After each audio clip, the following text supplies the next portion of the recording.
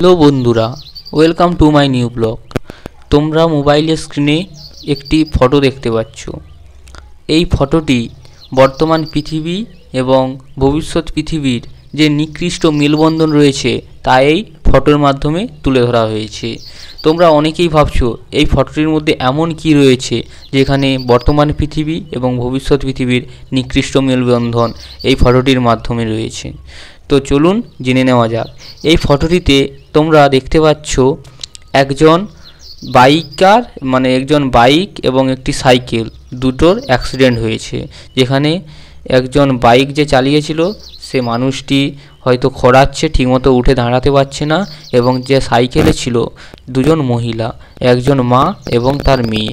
মেয়েটি হয়তো মারাই গেছে এবং তার মা হাঁপিয়ে হাঁপিয়ে কাঁদছে, কিন্তু তাদের সাহায্য করার জন্য কেউ আসছে না।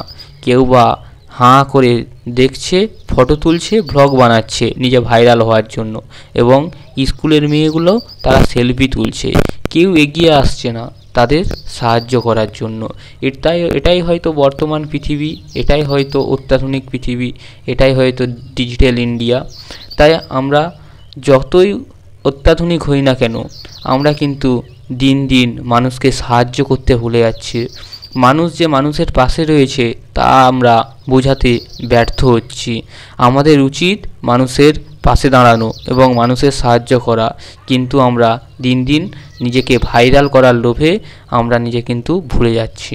আশা করছি এরপর থেকে আমরা মানুষের পাশে দাঁড়াবো এবং মানুষের সামনে আমরা সাহায্যের হাত বাড়িয়ে দেব।